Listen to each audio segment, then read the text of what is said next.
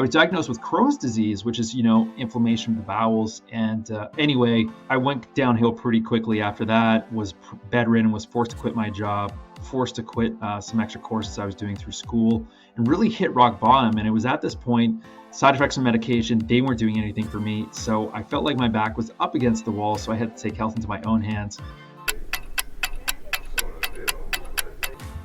This is Dennis Consorte with Snackable Solutions, and I am here with Riley Jarvis, the sleep consultant. What's going on, Riley? Hi there. Doing really well, thank you. How are you? I'm doing well. It's funny because the weather really affects my sleep on a very personal level. I've always had problems sleeping for 40 some odd years. And when I was a kid, I would have my best nights of sleep when it rained.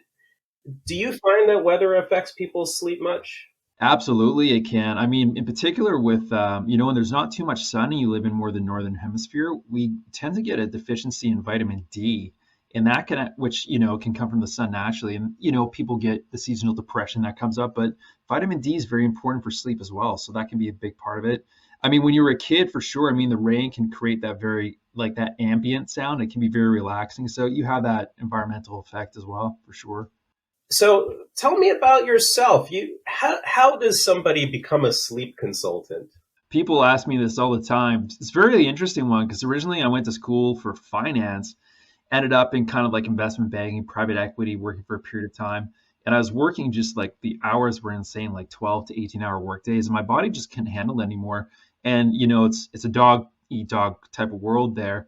And it's kind of, like the top 1% sort of survive. But one thing I was noticing, I was just getting so much fatigue. I couldn't keep up with anyone, but I just felt like a 70 or 80-year-old man. So anyway, ended up going to the doctor. They ran a bunch of tests on me. I was diagnosed with Crohn's disease, which is, inflammation of the bowels. And anyway, I went downhill pretty quickly after that, was bedridden, was forced to quit my job, forced to quit some extra courses I was doing through school, and really hit rock bottom. And it was at this point, side effects of medication, they weren't doing anything for me. So I felt like my back was up against the wall. So I had to take health into my own hands. So that's more of an extreme end. But who I help now is entrepreneurs to really improve their productivity and, just how they feel throughout the day so they can really optimize on all pistons because every percent counts. I agree. And I am very guilty of falling into the category where I feel like sleep is such a waste of time, even though I know it's not. And I find myself working until the wee hours of the morning as an entrepreneur, but that's not very healthy, is it? No, it's not too healthy. It can actually make you, a lot less productive. The stats on it are pretty, it's not just one night. Like one night's not too bad on our body, but we do it over days, months, years. It can really have an impact, not only disease down the road, but just short term for our productivity. They say like so many hours of, like 6 hours of sleep a night can make you where you're legally drunk or you're not sleeping for a 24 or 48-hour period. And you just think that's on, the extreme end, but just how much better could we function with our deep work in the day? How much more productive can we be if we're able to optimize our sleep? But that's one way of looking at it. The other way of looking at it is, I work with a lot of entrepreneurs and CEOs, and they don't have a lot of hours in the day. And 1 hour to them is like so valuable to them. So if we can actually make them sleep less, but optimize those hours of deep sleep, we can make them feel better than they did if they, slept like half of that for 8 hours. In some countries, they have these nap pods that people use throughout the day. Is that a good idea? Yeah, naps are really good throughout the day. I know in the Japanese culture, it's so popular. As long as we do this, as long as we don't take a nap after 3 p.m., of course, everybody's going to be different because if we nap too late in the day, that'll actually tap into our natural sleep at nighttime. And we want to keep our sleep between about 20 and 30 minutes. Anything longer than that, we'll start to go into a deeper sleep waves and it's not too good. And we'll, start to feel groggy after that. Okay, so short naps are good. What about mental health and sleep? How does that fit in? Everything. Everybody I talk to, it's all tied to, a lot of sleep apnea, a lot of conditions. It's a chicken or egg issue. Like, did the sleep deprivation come first or did the anxiety or did the depression come first? And the thing is, they really correlate with each other. And it's so important for mental health. One of the big parts of it is when we sleep, we have this kind of detoxification system that's happening inside of our brain. It's called our lymphatic system. And if we're not sleeping properly and we're not getting those full deep REM sleep cycles, then we're not going to be able to get all these toxins out of our brain the day afterwards. And what that's going to cause for us is for us to feel groggy, for us to feel like we're not fully optimized. Our brain also consolidates memories from the day prior. So our ability to learn, our ability to form relationships, for us to not have as many negative thoughts. I'm sure so many people can know a day when they don't sleep that great and they just feel negative and depressed all day. And you don't have to be labeled as somebody who does have depression or anxiety, but whatever that range is, it can definitely negatively affect people. You sound like you know a lot about this stuff, and I see that one of the other things you do is you're a biotech copywriter.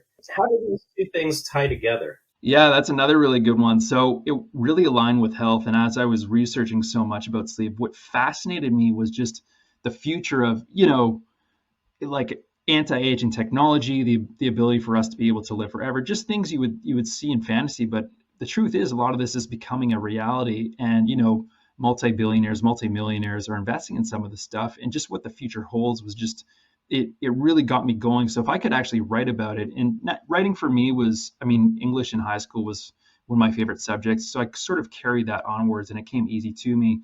So I'm really writing for biotech. And also there's, a big part of that with health and sleep and everything that goes along with it. So they run pretty well parallel to each other. It's funny, I have contacts, colleagues, some friends in the transhumanist movement, and they talk about anti-aging technology all the time, being able to just biohack and live forever. What are your thoughts on that stuff? It's very interesting how promising it is, and who I keep hearing from different authors and people that I interview when I'm a guest on their show for some of the stuff.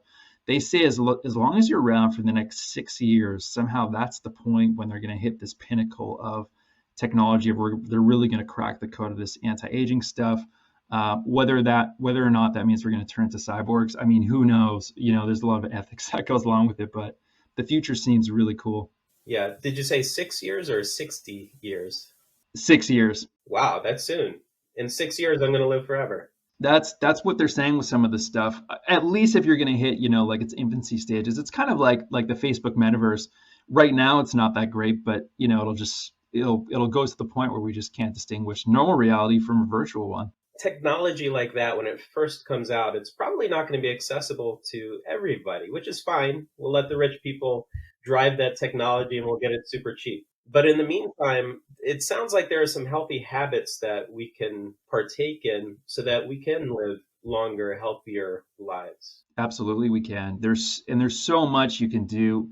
In my opinion, I usually call them the three amigos, and what those are is you have diet, you have exercise, movement, and then you have sleep. A lot of people have, the diet down, they have the exercise down, but sleep is that one that's neglected. And I don't blame people. Like you said, it just seems like something we can just put to the wayside and get on with it. Because why would we sleep and be unconscious when we can be awake and productive, drink coffee, and just move on with things? But if we're sacrificing something from somewhere, we're going to be sacrificing something from somewhere else.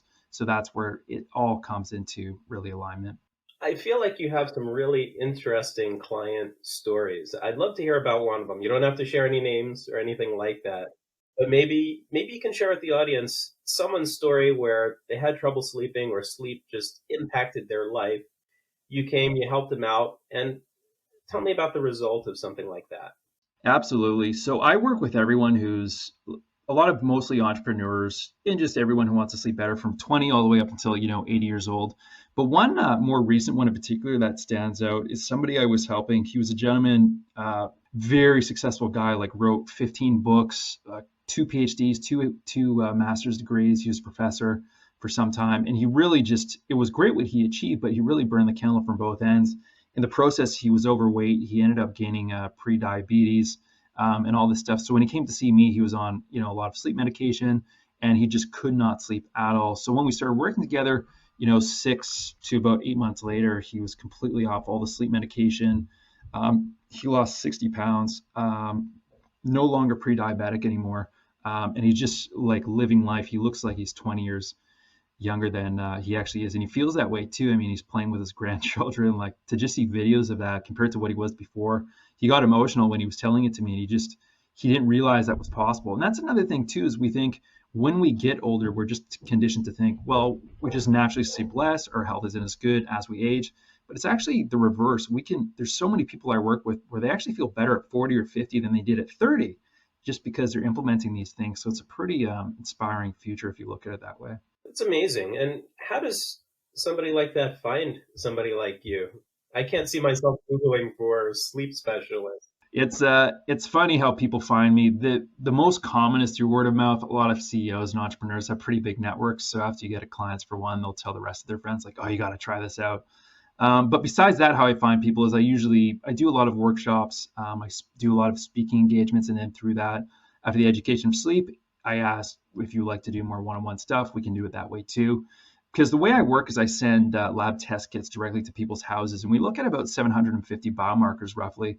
We look at all their genetics, their gut, their hormones, their brain neurotransmitters, their body's toxic load, how much they have. And most people, their hormones and everything are functioning suboptimally. And it's not necessarily in a disease state where you would go to, your conventional medical doctor, but when you can see sort of these holes in your biology and what these hidden stressors are, once they're removed, you start to feel so much better. Now, if I were to participate in one of these workshops, I mean, I've got a picture in my head. We're just napping at our desks, kind of like in second grade. What really happens in these workshops with you? What would I expect? Yeah, it's a really good question. So what I do, it's usually PowerPoint based, but the angle I come on it from is performance. So how do we increase your performance to get to a peak performance state? Almost, kind of the angle of maybe what a biohacker would be looking for, but with the angle of sleep on it, because there's just such high ROI within that. And usually we just go through basic steps. So we start with a low hanging fruit, and then we go more advanced into the biology of each person's system. And it really just depends on what the audience, what their level is on health and sleep and everything like that. I tailor it based on that. You mentioned peak performance, and it got me thinking about different ways that people get into a flow state, for example, and meditation and those kinds of tools. Where does sleep fit into something like that and being in top shape with how you perform? Absolutely. So if we're able to increase our deep sleep states, then it's kind of I could describe it a lot of ways, but it's almost like we just wake up and we have an abundance of energy without the need to take any stimulants. And we're firing on all cylinders throughout the day. Like even after lunch, a lot of people have a post-lunch afternoon crash. You don't experience that. And by the time bedtime comes around, you don't have an overthinking mind. You don't have negative thoughts. You're just like version U 2.0 that's fully optimized. And it's kind of a state like where we feel like we're hungover, like sort of that feeling. You're like, oh, if only I could feel better than this. It's being able to attain that state, but all the time naturally. Interesting. Yeah, I get that crash. Usually I start my day early with a cup of coffee, and then maybe around this time, right around 3 o'clock, I'll feel that crash. And often during the week, I just have another cup of coffee to get me through the rest of the day. On the weekends, though, I drink less. I have maybe a cup a day. What are your thoughts on coffee and other stimulants? Yeah, so coffee is really good. I mean, the science shows it's got so many benefits, so many antioxidant effects, and it's actually good for us, but it really depends on the person. I mean, when I look at somebody's lab work and I can see their hormones are absolutely shot, like their cortisols are spiked through the roof, or their body doesn't produce cortisol anymore and they just can't handle it. Caffeine is a stressor on our body. Like it will increase our catecholamines, our cortisol, our adrenaline. So it's very good to get us up and running in the morning. But if we rely on it and become dependent on it, this is where we can start burning the candle from both ends. And especially for us entrepreneur types, we just want to keep go, go, go until we hit the point where, we just we can't move anymore. And I've spoke with people who just have been doing this for years upon years. They're over exercising, they're pushing themselves like coffee to just move on with things. And then they move to the point where they just do not have any more energy. Coffee doesn't do anything anymore. And that can sometimes be a scary place to be. And it's a lot more work doing that versus getting something like that early and working on it from there. Cortisol is one of those chemicals that I hear about often, particularly among people in the wellness world. How does sleep fit into that? And if you were to put things on different levels, right? There's sleep, there's exercise, you mentioned diet, maybe there are some other things too. How do we become less stressed out while still staying productive? Yeah, that's a really good question. So there's a few different things you can do, and it's fitting things into your schedule that are known as active recovery. So a lot of people have passive recovery. So for example, they come home from work, they crack open a beer or a thing of alcohol to try and wind down, and they watch a Netflix show. And that's passive recovery, and that's good for some people. But imagine if you were to, now some of these may be uncomfortable, it just depends where people are at. But what the science is showing, for example, active recovery could be, for example, if you were to take an Epsom salt bath to really relax you, or it could be cold therapy, or it could be a cold shower, or it could be, just basic things like meditation, or forms of deep breathing. It could just be exercise, going for a run, things to really reset. So if we think to ourselves, okay, we only have an hour here to recover, what are we going to do with that time, and maximizing all that time, and being strategic with it, and our energy expenditure throughout the day, that is a very good place to start. Very interesting. And then I've got one more question, then we'll get to my favorite part of this interview. My last question is, I've heard people say that if you're on your device, your mobile device or your laptop, or you watch TV or something too close to bedtime, that's not a good idea. Is that true? It is, yeah. And a big reason is because the blue light that's emitting from that will actually reduce our melatonin, which, is our sleep hormone, and that's going to help us go to sleep and stay asleep. So in order to, minimize that, if we can have any red light filters, if we can wear blue light blocking glasses, a really good app you can use is called Iris Technology. I think they're called iristech.co. You can just Google it, but that's a really good one to utilize, and it just runs in the background. But yeah, our phone's blue light can be a big one, especially if we're just all the information that we're reading, if we're just, scrolling on social media. A really good thing to do instead is just like an hour before bed, lights out, listen to an audiobook, and you just hear the audio going, and you can set your Audible or, Spotify, whatever it is, on a timer, and then it just automatically goes off, and you're not exposing yourself to light. You just let your thoughts wander while you hear something passively in the background. That's a really good place to go. It's great advice. So Riley Jarvis, the sleep consultant, it's time for our snackable solution. Why don't you tell the audience what your snackable solution is and how they can do it? So my snackable solution would be this, is when we wake up first thing in the morning, we lose about 1 liter of water from our breath alone. And because of this, we just wake up naturally dehydrated. And what do most people do? They go straight to the coffee. Well, that's a diuretic, and that's actually going to dehydrate us even more. So here's what you do instead. When you first wake up, drink about 1 liter of water, and you can put in some pink Himalayan sea salt. This has electrolytes inside of it, potassium, magnesium. And after that, you can put in some lemon in there as well. And then we want to drink our first cup of coffee 90 minutes after we wake up. And the reason is because our cortisol is at its highest level, and we don't want to have that caffeine while our cortisol is at its peak. We want to wait about 90 minutes. When it starts coming down a bit, then we have we'll get the caffeine hit then, and then we'll be in a really good place. And the people that try it, for a week or two, they feel way better in the morning. That's great. And that was 90 minutes, you said, right? Correct. Yep. Got it. Yeah, that sounds about right for me. That's exactly what I do. I get up super early, I do some stuff, and then I have my coffee. Makes me feel better.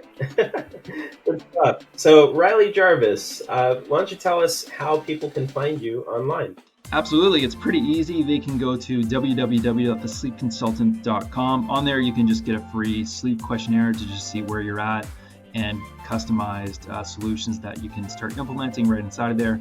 You can also reach me directly at my email, Riley, RILEY, at thesleepconsultant.com. Great stuff. Riley, thanks for all the wonderful information. This was super helpful. My pleasure, Dennis. It was an honor. All right, take care.